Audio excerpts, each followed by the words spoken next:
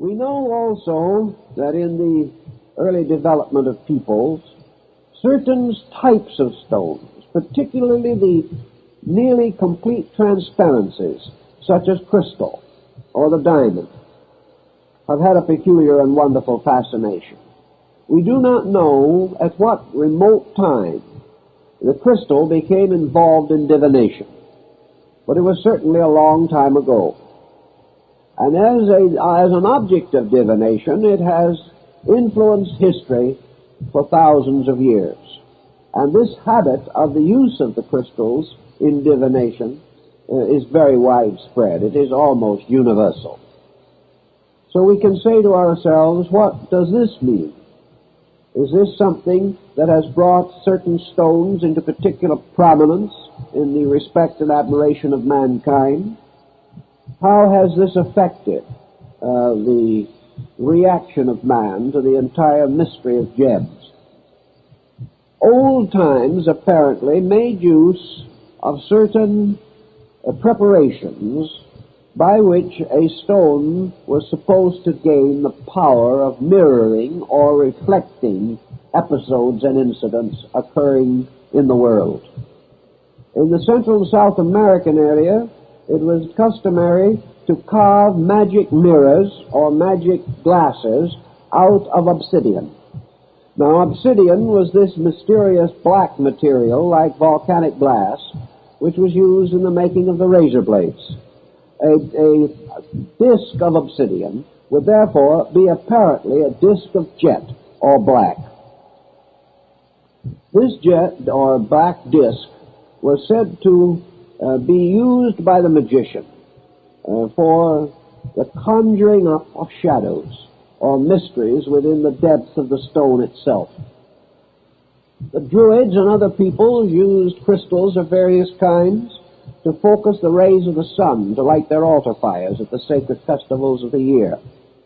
Crystals cut into lens shape were used at an early time by the Romans as magnifying glasses and as a substitute for spectacles.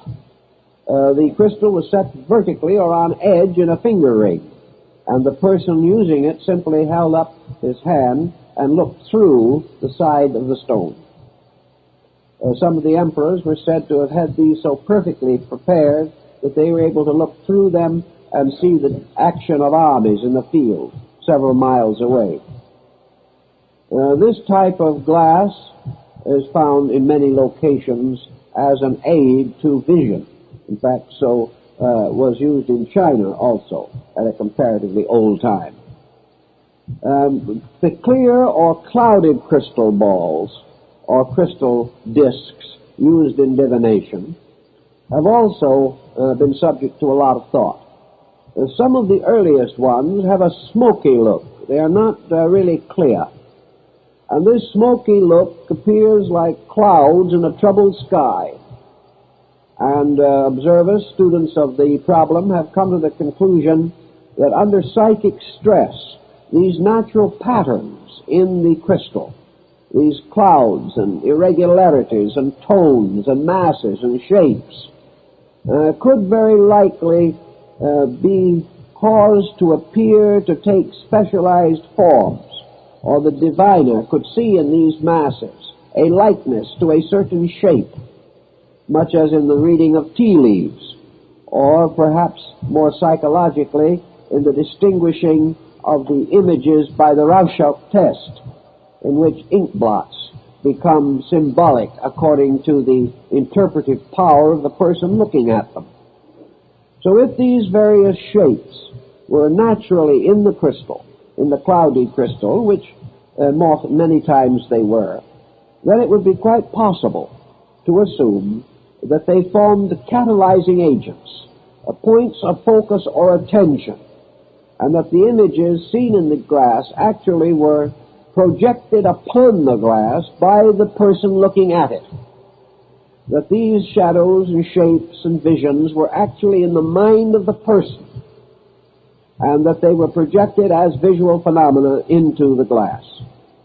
This would only mean one thing, that instead of having a magical lens which could foresee the future, You transfer this power of foresight to the person, assuming that the person might be in a better condition to have some extension of faculty or power than would the crystal, and that the vision seen in the crystal represents the psychic sensitivity of the person using it. There is much to support this in another way, because psychic sensitivity has nearly always been accompanied ultimately by some kind of psychic disaster.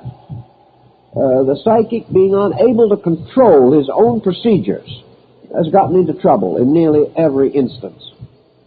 And this has been mirrored in his glass by the gradual changing of the forms and shapes which he sees, which from being in the beginning benevolent and friendly, very often end up as evil and monstrous shadows, fearful and terrible in their implications. This type of psychic sensitivity occurring in persons without such assistance would indicate that the transformation is due to psychic change within the consciousness of the individual. I mentioned last week a very famous example of this crystal situation in the shoe stone of Dr. John Dee.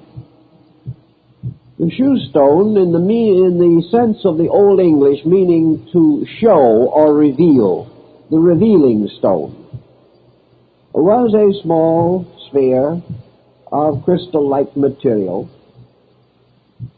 which Dr. Dee used on numerous occasions to enlighten and inform Queen Elizabeth of England, Elizabeth the Great, of the impending changes of her fortunes.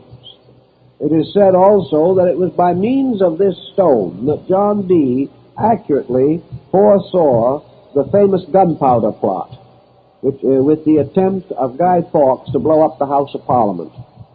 Dee saw the thing, or this incident, occur in his shoe stone, and reported it to the court, which immediately searched the properties and found the barrels of gunpowder in the basement of the House of Parliament. This caused, of course, Dr. Dee, as he himself tells us, to have every kind of preferment heaped upon him except any financial help when he needed it. This was not at all appearing. The country was grateful up to the extent of no financial cooperation.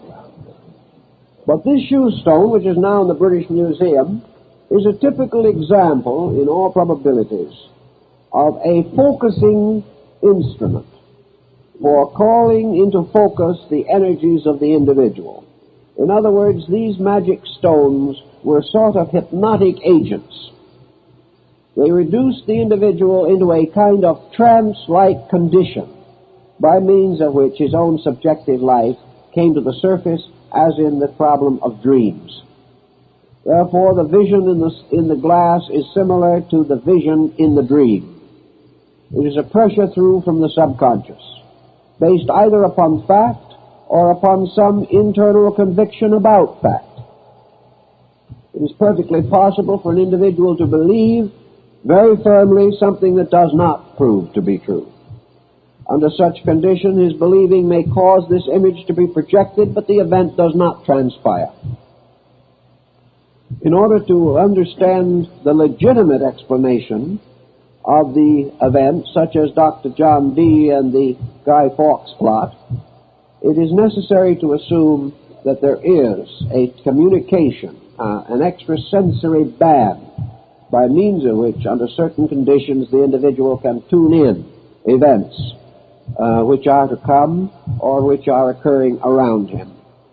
Then the glass simply becomes the catalyzing agent, which throws him into a negative condition in which these images begin to move out from his own subconscious and are therefore apparently seen in the glass before him.